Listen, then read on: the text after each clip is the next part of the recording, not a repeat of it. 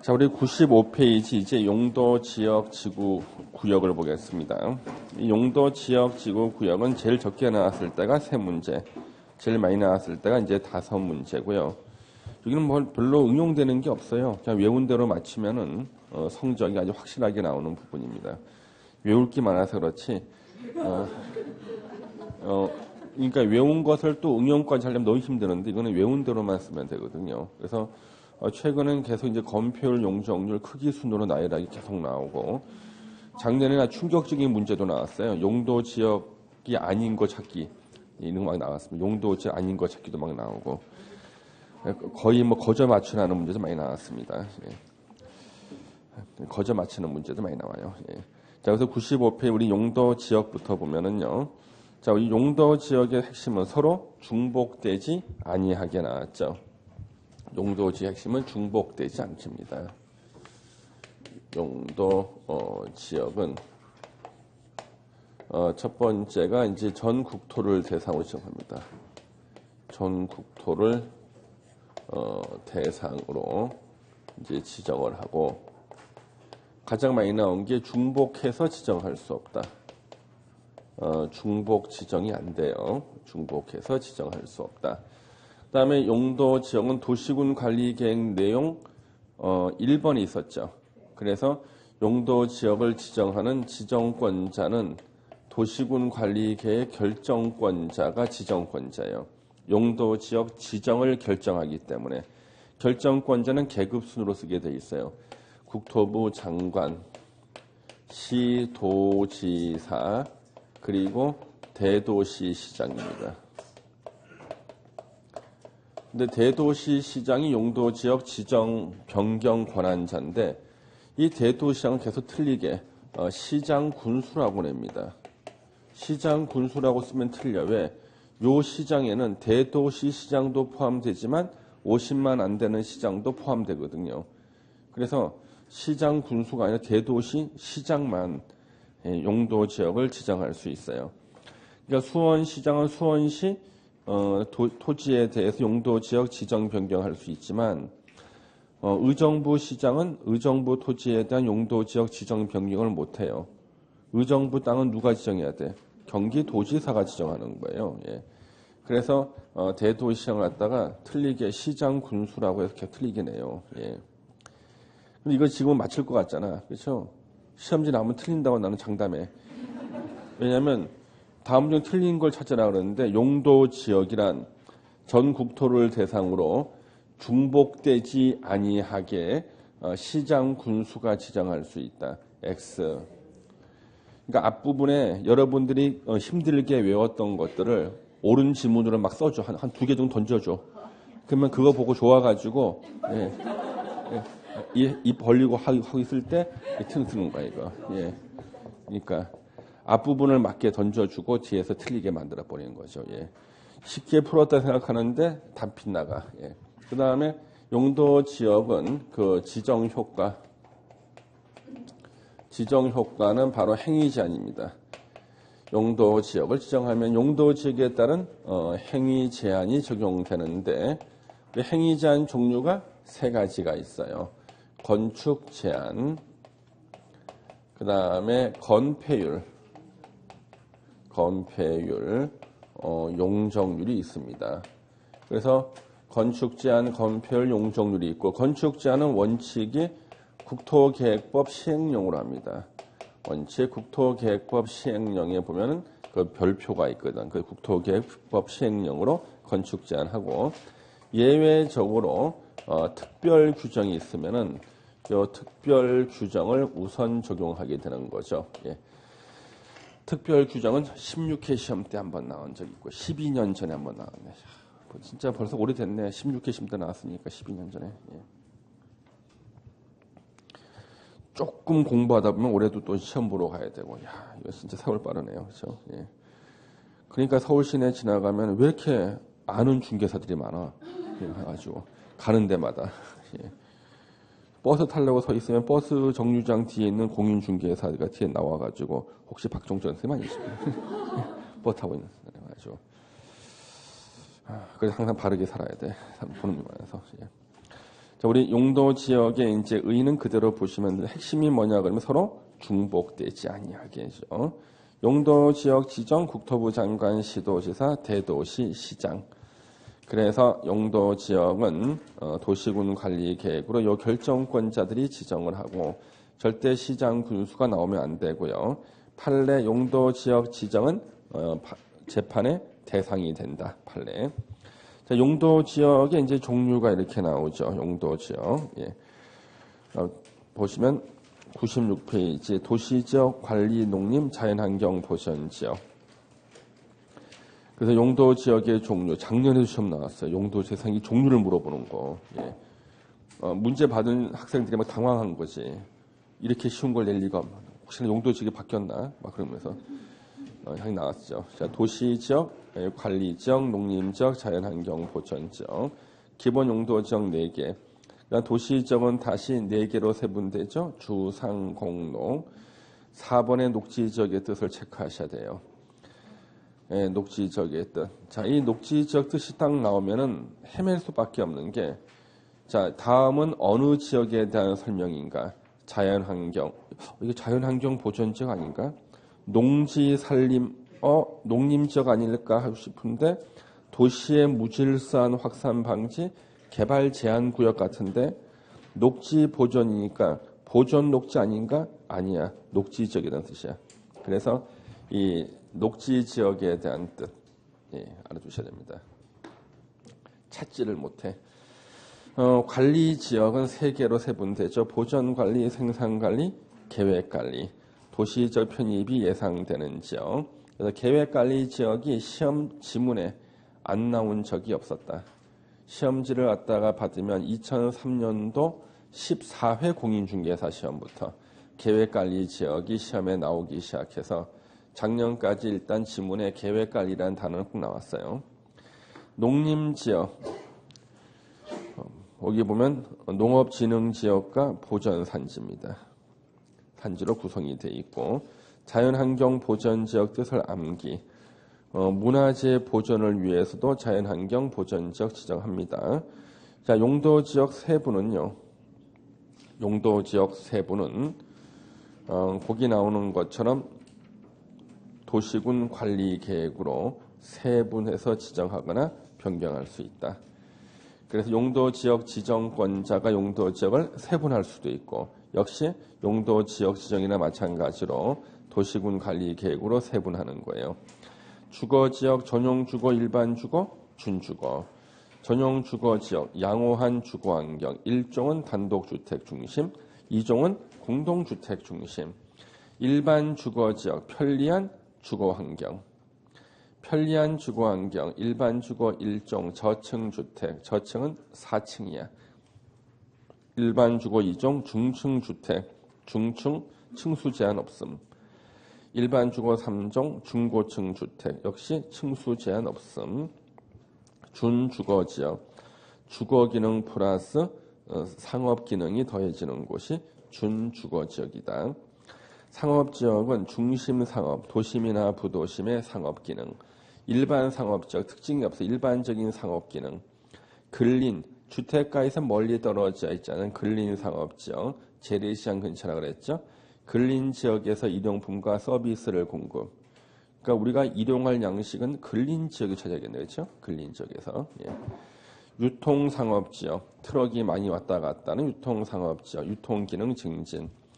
유통상업지역은 단독주택 금지, 공동주택 금지. 하여튼 주택을 못 짓는 곳은 유통상업지역이다. 단독주택 금지, 공동주택 금지. 자, 공업지역. 중화기나 공해성 공업이 전용공업. 환경을 저해하지 않는 공업 배치, 일반 공업. 준공업지역은 경공업 플러스 주거 기능 등등이 더해지는 곳. 전용공업지역 역시 단독주택 금지, 공동주택 금지. 주택은 다 금지다. 용도지역 중에 주택에 대해서 금지하는 곳은 유통상업지역과 전용공업지역 2군데만 금지. 녹지지역은 보존녹지, 생산녹지 지역에 있던 농업적 생산을 위해서 개발을 유보할 필요가 있는 지역. 생산녹지 지역은 도시 지역 안에도 농지가 있는데 도시 지역 내의 농지는 100% 생산 녹지예요. 자연 녹지 지역, 제한적인 개발이 허용되는 지역이 자연 녹지. 주말에 도시 지역 내에서 등산 가는 산들이 대개 자연 녹지예요. 자, 뒤로 넘겨주시고 용도 지역 종류 세분되는 것은 가장 기본 문제입니다. 한 번씩 시험 나와요. 세분되는 거. 예. 그 다음에 이제 99페이지 이제 건축 제한, 용도 지역의 행위 제한. 행위 제한 세 가지가 건축 제한, 건폐율, 용적률인데요.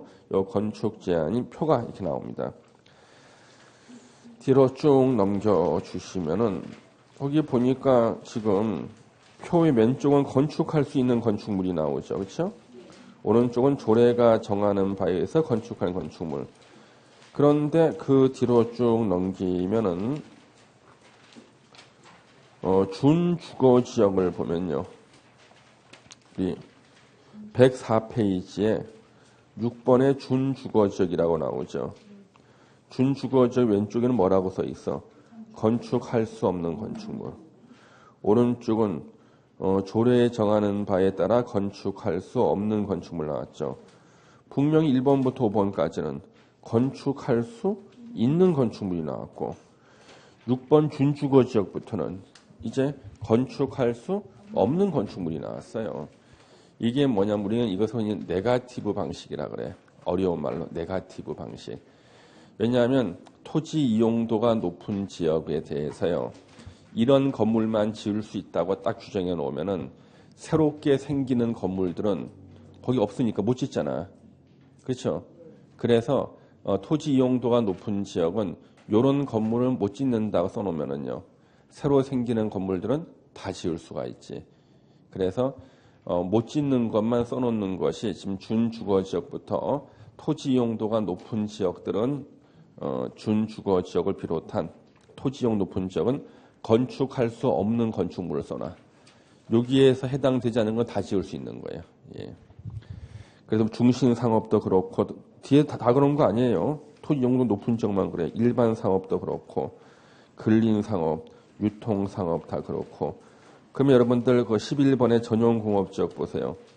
역시 다시 또 건축할 수 있는 거 나오지. 그렇죠? 일반 공업도 건축할 수 있는 거 나오지만 중공업은 토지 용도가 높잖아. 성수동 같은데 건축할 수 없는 건축물 이렇게 나오지. 그렇게 해서 그렇게 돼 있다는 것만 알아두세요. 예. 우리는 뭐 이 표를 어차피 외울 거 아니잖아. 그렇죠? 여러분들은. 그렇죠? 예. 그리고 많은 중개사들이 착각하는 게 뭐냐 그러면 중개사가 영업을 하는데 고객이 찾아와 가지고 여기서 내가 이 땅을 살려고 그러는데 이 땅에다 어떤 건물 지을 수 있냐 물어보거든요. 그러니까 자기 공부했던 책을 딱 꺼내. 그래서 찾아봐. 용도지역이 뭔 줄 아니까. 찾아가지고 만약에 여기 20번에 114페이지 20번에 농림지역 나오잖아요. 왼쪽은 전국의 어떤 농림지역이라도 다 지을 수 있는 게 왼쪽이고 오른쪽은 그 지자체 조례가 지을 수 있다 그러면 지을 수 있는 것이 오른쪽에 나오잖아요. 여기 있는 걸 다 설명해 준다고. 이거는 문제가 생겨. 왜? 용도지역 요 표가 이렇게 있잖아요. 여기 그 용도지역 무조건 짓는다는 게 아니야. 우리나라 토지 한 필지는 평균 6.8개의 지역, 지구, 구역이 지정돼 있거든요. 다른 법률에 의한 용도지역, 야생생물 보호구역이라든가 아니면 군사시설 보호구역이라든가 습지보호구역, 생태자연도 1등급 권역, 그 다음에 우리가 뭐 수변구역이라든가 상수원 보호구역이라든가 다른 법률에 의한 수많은 지역, 지구, 구역이 있거든요. 그게 그 토지의 용도지역의 요 표는요, 이 표가 출발점이야. 이런 것들이 지을 수가 있는데 다른 법률에 있는 또 지역, 지구, 구역 지정돼 있잖아요. 그 법을 딱 보면 여기 지정돼 있는 곳은 이런 걸 못 짓는다고 돼 있어. 그럼 요 표에서 지워나가는 거야. 이렇게 지우는 거야. 이렇게 표에서. 이게 출발이야. 왜 지워나가는 거야. 이렇게 지워. 그래 극단적으로 다 지우는 수도 있어. 예? 그 땅이 지금 저기 있다니까. 서울에도 있다니까요. 서울에서 땅 공시지가가 제일 싼 땅이 평당 1,000원인가가 있어. 도봉구예요. 예, 도봉. 그 땅은 용도 지역이 보전 녹지 지역이에요. 보전 녹지 지역이니까 뭘 지을 수 있는가 하면 보존 녹지 14번 110페이지 14번에 보존 녹지 지역 있죠. 건축할 수 있는 건축물이 교육 및 복지시설 중 초등학교 지을 수 있고 창고시설, 교정, 국방, 군사 지을 수 있죠. 오른쪽은 이제 서울시에 있으니까 서울시 조례가 정하면 지을 수 있게 쭉 나와 있잖아요. 보존 녹지 지역인데 거기가 또 개발 제한 구역 지정돼 있고, 예. 그다음에 생태계 보존 지역, 야생 생물 보호 구역, 그다음에 또 뭐더라? 한 3개가 더 지정돼 있어요. 그거 다 제하고 나니까 아무것도 못 짓는 거야. 땅 주인 자기 땅에 못 들어가, 심지어. 멀리서 바라봐야 돼, 멀리서. 누구십니까? 제 땅 주인인데요. 못 들어가. 예. 그래서 여러분들 내가 설명드린 바로 그거예요. 이 표가 지을 수 있는 것들이 다 나온 게 아니거든요. 이 표부터 출발해서 다른 법률에 나오는 지역, 지구, 구역에서 보면은 다른 법률에 지정된 것, 야생생물 보호구역에서 이런 거 못 짓는다 그러면 지워 나가는 거예요, 이렇게요. 예. 상수원 보호구역 이거 못 짓는다 그러면 이 표에서 지워 나가는 거예요. 극단적으로 지우다 보니까 아무것도 못 짓는 땅도 나온다는 거예요. 예. 그래서 그걸 알고 계시라는 거죠. 예. 다 지우고는 결국은 쓸 게 없어. 예. 그 다음에 이제 여기 115페이지 가로 2번에 건축 제한에 관한 특별 규정이라는 거 있죠? 다음 페이지 보시니까 116페이지에 박스가 나와. 요 박스는 뭐냐? 우리 건축 제한 원칙이 국토계획법 시행령 그 별표였잖아요. 그걸 적용하지 않는 게 바로 요 박스. 이걸 우선 적용하는 거예요. 이 박스에 해당됐을 때는 이거 우선 적용한다. 그 칠학지구에서는 대통령령으로, 개발진흥지구도 대통령령, 그 다음에 복합용도지구도 대통령령, 농공단지에서는 산업입지 및 개발에 관한 법률로 건축 제한한다. 농림지역 중이라는 말을 꼭 써줘야 되고요. 그 다음 4번도 자연환경 보전지역 중이라는 말을 꼭 써줘야 되고 5번도 자연환경 보전지역 중이라는 말을 꼭 써줘야 됩니다. 다른 지역에서는 적용되지 않아요. 보전관리와 생산관리 지역에서는요. 주무부 장관이 자기가 주관하는 법률에 따라 건축 제한이 필요하다 인정할 때는 그 법에 따라 건축 제한할 수 있다. 5번에 지금 용도 지역 안에서의 건폐율 나오잖아요. 건폐율에 대한 정의도 시험에 나오는데 건축법에서 나와요. 이상하게. 한 번 더 나오는 건축법에서.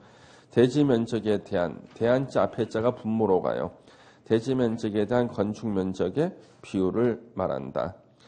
건폐율의 최대 한도는요. 국토계획법에서 정하지만 건축법에서 그 기준을 강화하거나 완화할 수 있다. 건폐율의 최대 한도 우리가 다 외워야 되죠, 여러분요. 그래서 거기 117페이지에 567 나오죠? 567에 9878, 72번 다 외웠습니다. 그렇죠? 그래서 우리 건폐율 시험 문제 중에서 가장 많이 출제가 된 것이 계획관리지역 건폐율의 최다 출제예요. 계획관리지역 건폐율 얼마? 40% 이하에서 조례로 정한다. 일반 주거 3종 50% 이하에서 조례로 정한다. 그건 체크하셔야겠죠? 그것이 제일 중요하다. 그래서 우리가 개발 안 된 녹관 농자는 특징이 건폐율을 20%를 주는 게 원칙인데 녹관 농자는 다른 건 다 20인데 유일하게 도시적 편입 예상되는 계획관리 지역만 2배, 40%를 주는 겁니다. 그 다음 뒤로 넘기셔서 이제 건폐율에 관한 특별 규정은요. 이거는 제가 외우라는 얘기를 못 하겠어요. 딱 시험에 한 번 나왔었어요, 예전에. 제가 어렸을 때 한 번이 나온 적이 있었는데 이 문제를 내신 교수님 요즘에 건강이 안 좋으셔가지고 요즘에 굉장히 힘들어 하십니다. 요즘에 건강이 안 좋으셔가지고. 그래서 출제는 들어가실 것 같지는 않고요. 그다음 6번의 용도 지역 안에서의 용적률, 대지 면적에 대한 건축물의 연면적 비율을 말하고요. 용적률의 최대 한도는 몇 퍼센트 이상 몇 퍼센트 이하로 나오는데 우리는 이하만 외우면 됩니다. 가장 많이 나온 용적률 역시 계획관리 지역입니다. 계획관리 지역 100% 이하. 조심해야 되는 거 생산 녹지 지역의 용적률은 얼마인가? 80이라는 사람은 점심은 굶어야겠죠. 그렇죠? 내가 골 수십 번 얘기한 것 같아. 생산 녹지는 80이 아니라 100% 이하다. 100% 이하입니다. 예. 그 다음에 우리 밑에 그 참고 방제지구의 특례가 나오는데요. 방제지구의 재해 저감 대책에 부합하게 재예방시설을 설치하는 건축물의 경우 주거, 상업, 공업지역의 용도 지역에서는 해당 용적률을 120% 이하 범위에서 조례로 정하는 비율로 할 수 있다. 방제지구, 예, 방제지구, 예. 그런가 보다. 뒤넘겨서 용적률에 관한 특별 규정, 제가 어렸을 때 아까 특별한 그 검표율 특별 규정 내셨던 분이 이것도 같이 묶어서 냈어요. 나 같으면은 그냥 안 해오고 말겠다. 예.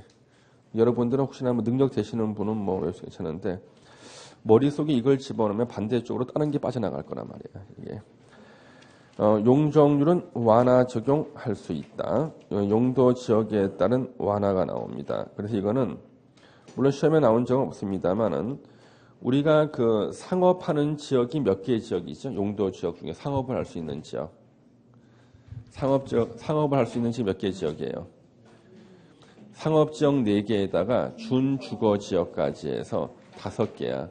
상업하는 지역은 5개, 공업하는 지역은 3군데예요. 그러니까 상업 또는 공업을 하는 지역이 어디냐 그러면은 총 8개가 되잖아요. 그렇죠? 8개인데 각종 규제를 절대 완화 안 시켜주는 곳이 있어요. 유통상업지역입니다. 유통상업지역은 각종 규제를 절대 완화를 안 시켜줘요. 법에서요.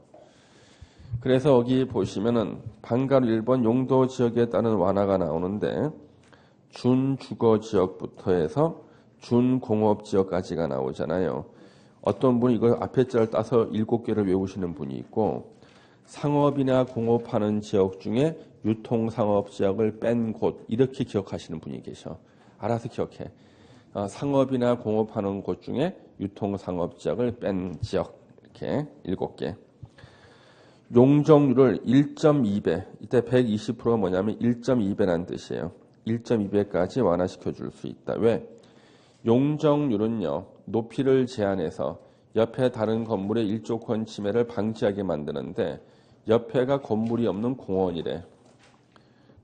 또는 옆에가 엄청나게 넓은 도로에 접해 있대. 이랬을 때는요, 용적률을 1.2배까지 완화시켜줘도요, 전혀 일조권 침해가 없을 것이라는 거죠. 예. 그래서 상업이나 공업하는 지역 하나 빼고 7군데에서는 높이를 1.2배까지 완화시켜 줄 수 있다. 그 다음에 여기 보시면은 대지 제공 비율에 따른 완화가 나왔는데요. 이거는 당연히 개정을 해야 되는데 아직 개정을 안 했어요. 그러니까 누가 봐도 이건 개정해야 되는 게 지금 거기 박스 보세요. 상업지역하고 정비법이 개정이 돼서요. 주택 재개발 사업에 주택자를 지워야 되거든요. 근데 아직 이렇게 안 바꿨어요, 지금요. 누가 봐도 재개발 사업하고 그 다음에 도시환경 정비 사업은 없어져야 되거든요. 그리고 재건축 사업. 그래서 앞으로 개정을 하면 재개발 사업하고 재건축 사업을 시행하기 위한 정비구역 이렇게 개정이 될 것이 100% 확실하지만 제가 개정하는 사람 아니잖아. 그렇죠? 이게 개정되면 추록으로 만들어줘야 되고 개정될 걸 뻔히 알지만 아직까지 개정사항이 안 나와서 발표가 안 됐어요. 예. 이거 보면은 농땡이 치는 거죠. 어떻게 보면 그렇죠? 예. 아직 안 나왔습니다. 그러면 이게 이제 개정되는 것을 전제하에 제가 설명을 드릴게요. 박스 안에 1번 상업지역, 2번 정비법상 재개발 사업, 재건축 사업을 시행하기 위한 정비구역 그렇게 개정될 거야. 이제 그러면 이것이 뭐냐 하면 이런 겁니다. 이게 요렇게 이제 대지가 이렇게 있어요. 요 대지에 현재 이 지역에 적용되는 용적률에 따라서 건물을 지으면요. 건물 한 이 정도 높이로 지을 수 있대요. 이 정도로요. 근데 이 대지 소유자 갑인데 이 사람이요. 과감하게 자신의 대지를 뚝 잘라서 이것을 공공시설 부지로 제공했대요. 예를 들면은 공용 주차장 부지로 쓰라고 제공한 거예요. 그랬을 때 감사의 뜻으로 이 용적률을 갖다가 그 지역의 2배, 200%죠. 2배 이하까지 완화시켜 줄 수 있다는 거예요. 결국에는 만약 한 10층 지을 수 있는 용적률 나왔었는데 2배니까 20층까지 지을 수 있도록 이만큼을 더 짓게 용적률을 완화시켜 줄 수 있다는 거예요. 이거요. 이게 바로 이 규정이야. 땅값 비싼 곳에서. 그러면 이 규정은 저 토지 소유자 갑한테 유리한 규정일까? 불리한 규정일까? 유리한 규정. 누님, 유리해요? 불리해요? 근데 힌트 하나 줄게. 공법에는 국민들한테 유리한 규정이 없다. 힌트. 자, 다시 한번 말해봐. 불리해야지, 불리하지. 예. 이게 유리하게 느낀다는 것은 이 교수님이 진짜 법을 잘 만든 거예요. 우리가 이제 공법 관련 법을 갖다가 조문 만들 때 교수님들 용역을 주거든. 그럼 이 교수님께서 다음에 다시 용역을 받는 분의 특징이 뭐냐 그러면 분명히 국민들을 갖다가 코너에 몰아놓고 거지로 만들고 이런 조문인데도 국민들은 혜택을 받는다고 합창을 하게 만들어. 혜택, 유리하다고 막 이렇게 잘 만든 거지. 이 지역은 원래 20층까지 건물을 지어도 하등의 문제가 없는 곳이야. 일부러 절반까지만 딱 짓도해놨는데 여기는 요 절반의 용적률을 가지고는 건물을 지어봤자 다 망하는 곳이에요. 그러니까 땅값 비싼 상업지역하고 재개발하는 하고 재건축하는 지역에서요. 서울시에서 공용주차장을 좀 만들고 싶어. 공용주차장을. 자, 명동 같은데 땅 한 평 2억인데 예산 100억을 준비했어요. 그럼 땅 몇 평 사? 50평. 50평에 차 몇 대나 세우겠어. 근데 땅 주인이 안 팔면 그만이지 또. 그렇잖아요. 땅값 비싼 곳에서 공용주차장이라든가 이런 것을 아예 확보할 방법이 없다니까. 가장 좋은 게 뭐냐 그러면 자, 상업지역이나 재개발, 재건축하는 곳은요. 건물을 높게 지어야 되잖아. 도저히 사업성이 안 나올 만한 용적률을 딱 주는 거예요. 그럼 어떻게 해야 돼? 용적률 2배 받기 위해서는요. 자신의 땅을 잘라서 공공시설 부지로 제공해야지만 용적률을 2배 받는 거잖아요. 현재 재건축을 하려는 아파트가 현재 10층짜리야. 이 지역 용적률 현재 10층인 거야. 못하는 거잖아요, 이거. 그렇죠? 2배는 올려야 될 테니까. 그러면 아파트 대지를 잘라서 공용주차장 부지로 제공을 하면은 용적률 2배 주겠다는 거예요. 결국에는 본래 이만큼 지어도 아무런 지장이 없는 곳에 땅을 거저 뺏고 본래 줄 걸 주는 거예요. 본래. 저는 제가 법대 4년 동안 하루 용돈이 저는 500원이었다니까요. 예, 학교 구내식당 점심값이 500원이었거든요. 그래서 어머니께서 아침에 제 학교 갈 때 왕복 차비하고 500원을 플러스 해줘요. 예. 그 토요일 날은 안 나간다고 안 줍니다. 그래가지고 하루 용돈 500원이었더니 진짜 500원. 우리 중개사 수험생 중에 이걸 믿는 사람이 한 명 있었습니다. 제 사촌 여동생, 16회 공인중개사 합격생. 예, 옆에서 봤거든. 우리 동네 살면서. 500원이었는데 제가 1년에 용돈이 2배가 완화되는 때가 있어요. 음력 7월 19일. 음력. 이날 제가 용돈 1,000원을 받아 아침에. 용돈 2배. 예, 2배 완화. 예. 음력 7월 19일. 이거 다 써놓더라고. 그래서 매년 음력 7월 19일이 되면요, 제 카페에 축하 글이 올라옵니다. 음력 19일이 되면은, 예, 19일. 예. 예, 그렇지. 어떤 분은 국기 다시겠다는 분도 계셨어요. 예. 그래서 이날 있잖아요. 원래 제가 500원 받는 건데 1,000원 받는다고요. 그래서 어머니께서 아침에 엄마가 오늘 너한테 용돈을 2배를 주겠다는 거지. 그 대신에 설거지는 하고 나가라. 본래 줄 걸 주시면서 아들의 노동력을 뺏고 본래 줄 걸 주는 거예요. 예? 아들의 노동력을 뺏고 본래 줄 걸 주는 거. 예. 본래 줘도 전혀 문제 없는 용적률을 갖다가 반으로 줄여놓고 땅을 뺏고 본래 줄 걸 주는 거예요. 이게 바로 요 규정, 이게 바로 기부채납 규정이에요. 이것 때문에 서울시에서 시행사 절반이 부도가 나서 망했습니다. 왜 그러냐 그러면 자, 잘라줄 땅이 없는 대지가 있어요. 자, 빌딩을 갖다 지어야 돼 이제. 여기는 그러면 빌딩을 지어야 되는데 잘라줄 땅이 없으니 못 잘라주지. 그럼 어떻게 해야 돼 이거? 옆에 땅을 사서 기부 체납해야 돼. 옆에 땅 주인은 그 사실을 알 거 아니야. 부르는 게 값이에요.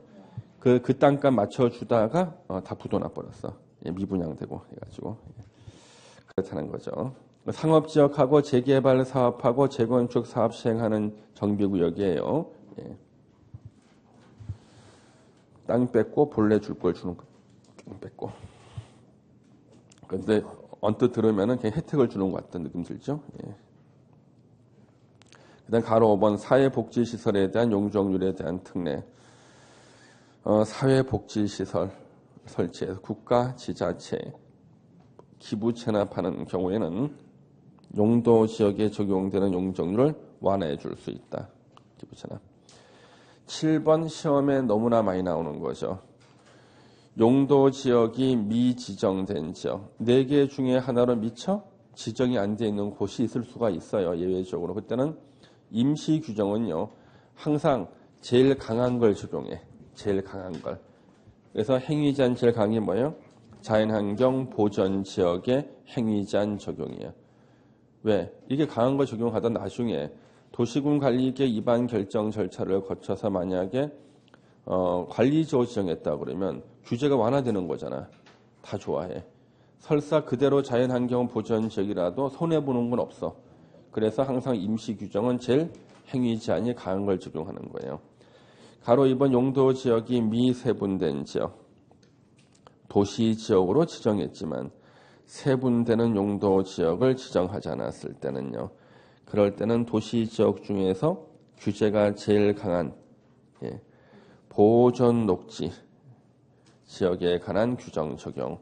관리 지역으로 지정했지만 세분이 안 됐을 때는 관리 지역 중에서 행위 제한이 제일 강한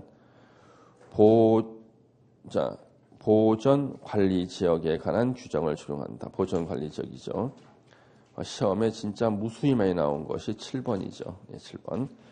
8번 도시 지역에서 다른 법률 적용 배제가 나와요.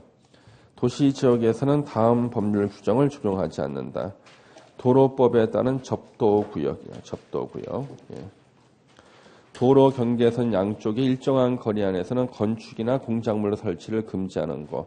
접도구역이라는 시멘트로 만든 말뚝이 있습니다. 도시 지역에는 그런 게 없다는 거예요.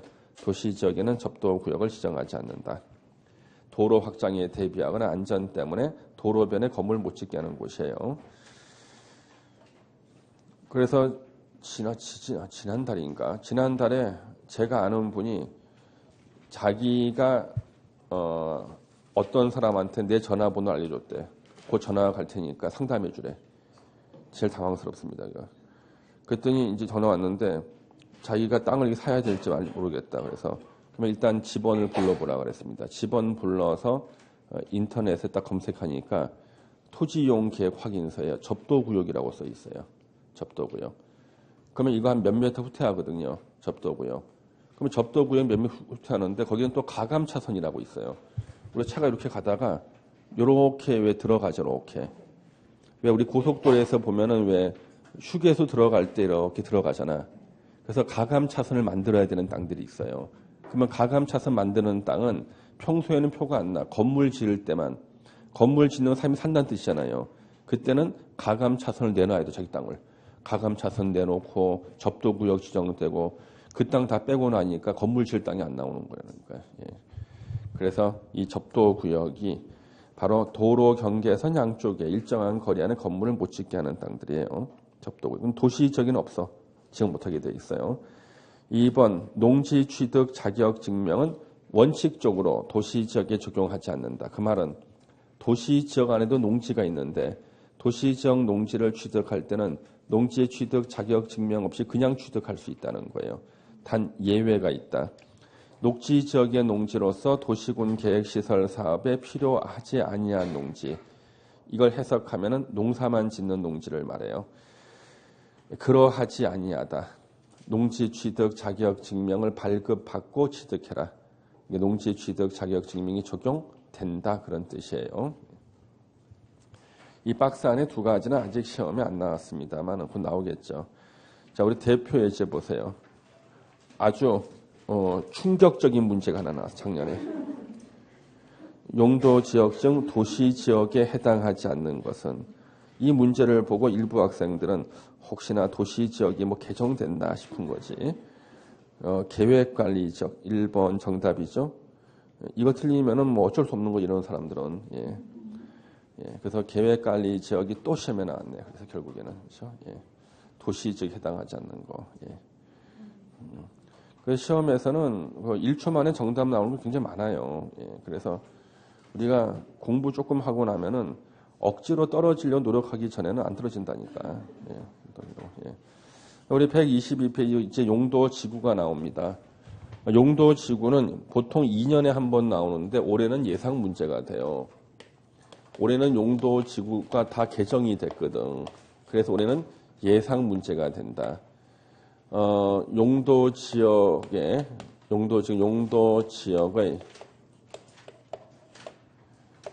기능을 증진시켜 주는 게 용도 지구예요. 그러니까 용도 지역 위에다가 용도 지구를 지정해서 용도 지역의 기능을 증진시켜 준다. 시험에 너무나 많이 나온 거 중복해서 지정할 수 있다. 그래서 하나의 토지 위에 용도 지역은 하나밖에 지정 못하지만 용도 지구는 2개 이상 용도 지구를 중복해서 지정할 수 있다. 시험 너무나 많이 나오죠. 용도 지구를 지정하는 지정권자는 누군가? 도시군 관리계획 결정권자가 지정권자다. 그래서 국토부 장관, 시, 도지사하고 대도시시장. 그래서 기출문제를 보면은 이 대도시시장을 바꿔가지고 누구로 바꿔서 냈을까요? 시장 군수로 바꿔서 무수인했다. 네 번째, 이 다음에 이제 요 지정 효과. 용도 지구 지정이 되면 행위 제한이 적용됩니다. 행위 제한이. 요때 요 행위 제한은 하나밖에 없어. 건축 제한밖에 없습니다. 용도 지역의 행위 제한은 3가지. 건축 제한, 건폐율, 용적률이었지만 용도 지구 행위 제한은 건축 제한 하나밖에 없고 요 건축 제한은 원칙이 도시군 계획 조례로 합니다. 도시군 계획 조례로 하고 예외가 특별 규정이 있으면은요, 요 특별 규정을 우선 적용합니다. 얘가 특별 규정이다. 그래서 122페이지 용도 지구의 의.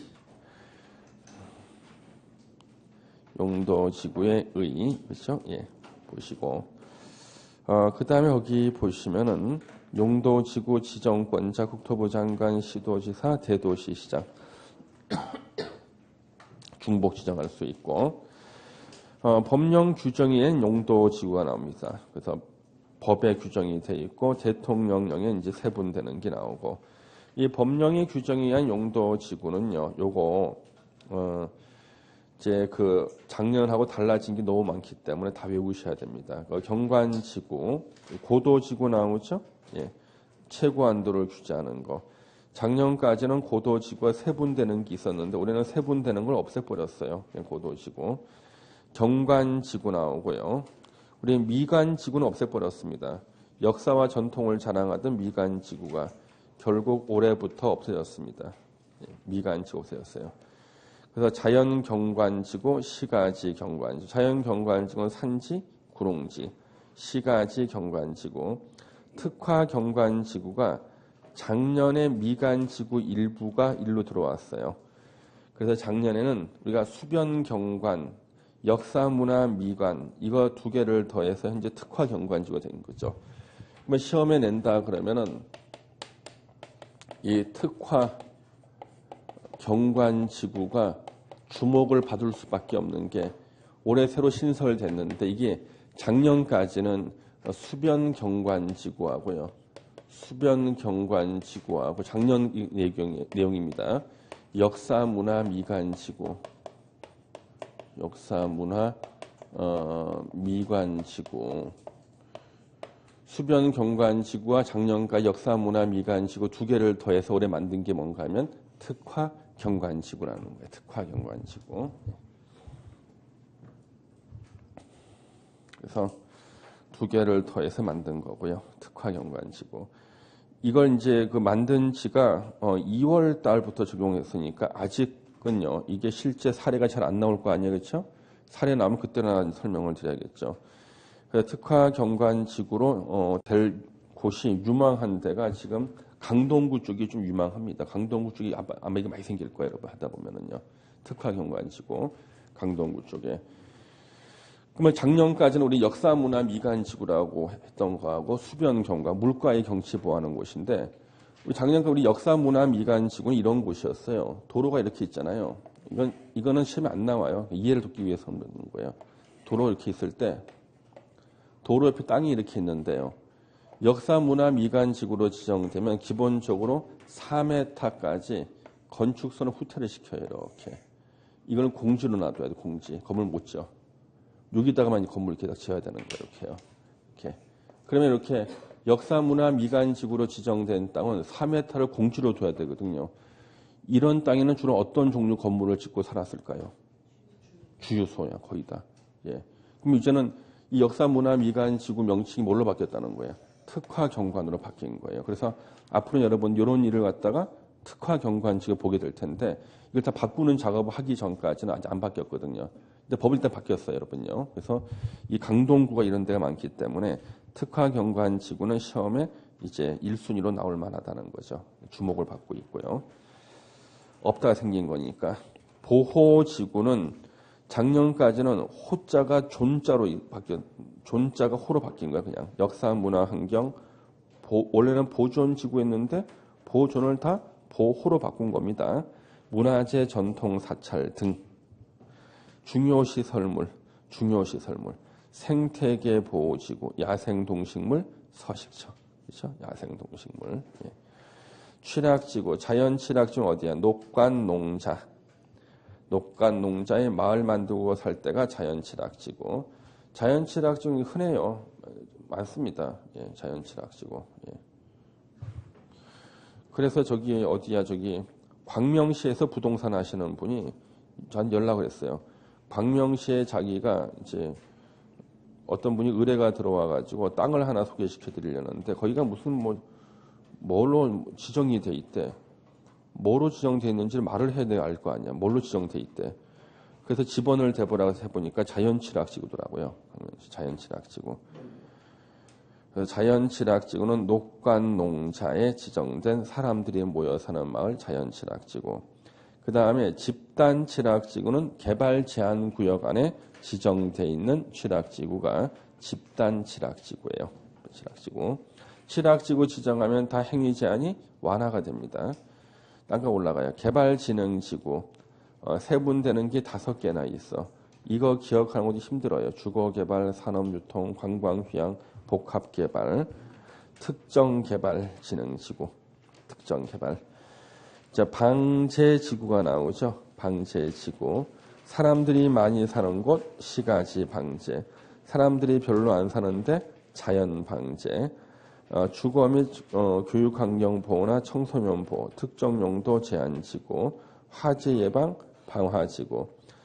올해 신설된 게 복합용도지구인데요. 아직 사례가 안 나와. 사례가 나와야지 설명드릴 텐데. 지역의 토지 이용 상황, 개발 수요 및 주변 여건 등을 고려해서 효율적이고 복합적인 토지 이용을 도모하기 위해서 특정 시설의 입지를 완화할 필요가 있는 지구. 이렇게 뜬구름 잡는 얘기만 써놓으면은 무슨 말인지를 알 수가 없어요. 그렇죠? 실제로 사례가 나와야지만 알 수가 있는데 사례 나올 수 없는 게 이게 2월 달에 다 만들어졌기 때문에 아직까지는 안 나와 있죠. 그렇죠? 예. 뜬구름 잡는 얘기만 하고 있다 지금. 예. 가로 이번에 복합용도지구 지정은 시도지사, 대도시 시장은요. 어디다가 지정하는가? 일반 주거, 일반 공업, 계획관리 지역에 복합용도지구를 지정할 수 있다. 일반 주거, 일반 공업, 계획관리 지역에 복합용도지구 지정할 수 있다. 예.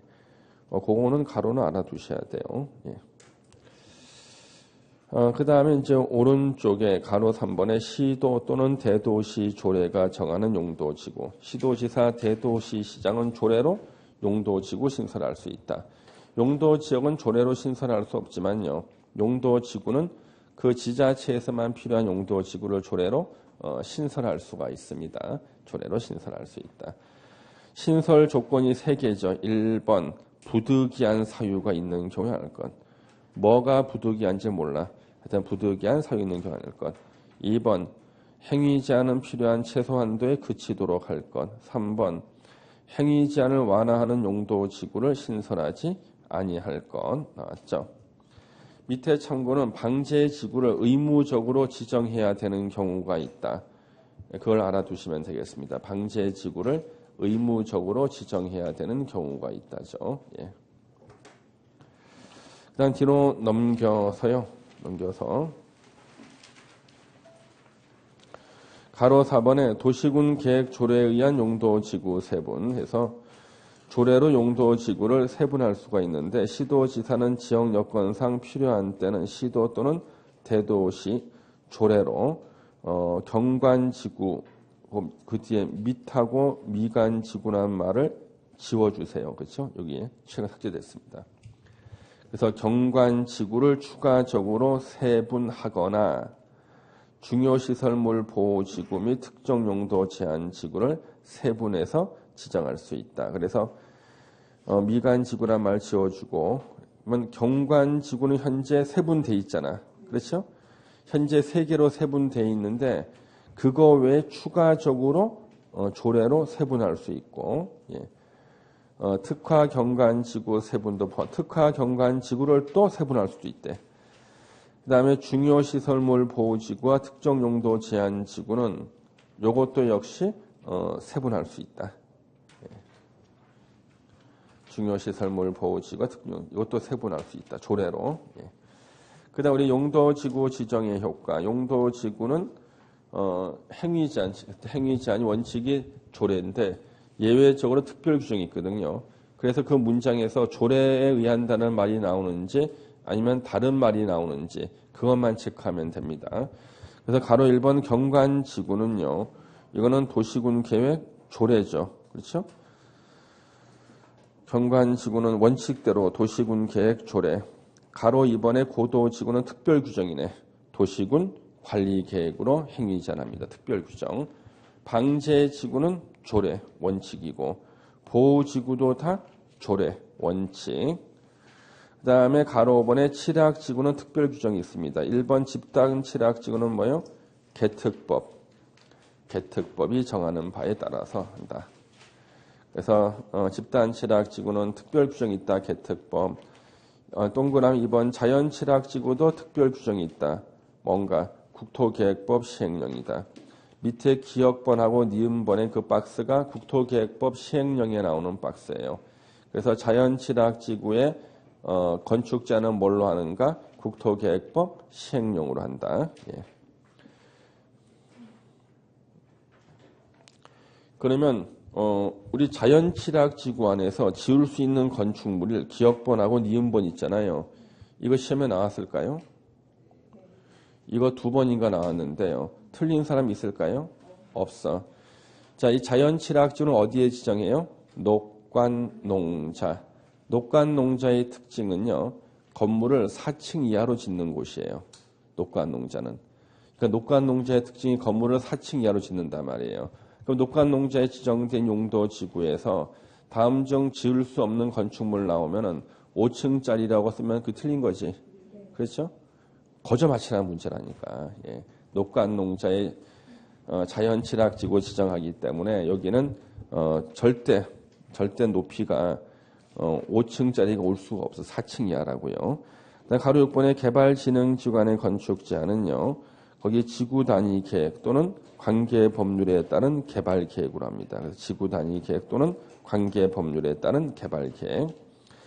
130페이지 가로 7번 복합용도 지구에서의 건축 제한. 동그라미 2번 보시면 도시군 계획 조례가 나왔죠. 가로 8번 특정 용도 제한 지구도 도시군 계획 조례. 가로 9번 그 밖의 용도 지구. 앞에 가로 8번까지 안 나온 게 하나가 있어요. 방화지구. 방화지구 안에서의 건축자는 뭘로 하는가? 도시군 계획 조례로 한다. 그 다음에 가로 10번 방가을 1번 도시군 계획시설 용도 지역 지구 안에서 도시군 계획시설에 대해서는 건축 제한에 관한 규정을 적용하지 않는다. 시험에 나왔었다. 방가을 2번 건축 제한 완화 경관지구와 고도지구 안에서 리모델링이 필요한 건축물은 리모델링을 장려하기 위해서 건축 제한을 완화해서 제한할 수 있다. 용도구역 안에서의 건축 제한, 개발제한구역 개특법, 도시자연공원구역, 도시공원 및 녹지 등에 관한 법률, 시가조정구역은요. 국토계획법 시행령이에요. 87조부터 89조 국토계획법 시행령이라고 국토계획법 시행령. 수산자원보호구역은 수산자원관리법으로 건축 제한한다. 건축물이 아닌 시설 이런 거는 안 봐도 괜찮고요. 다음 페이지.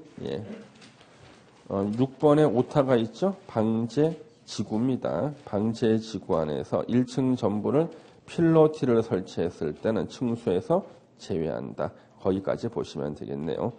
잠시 쉬었다가 이제 용도 구역을 보겠습니다.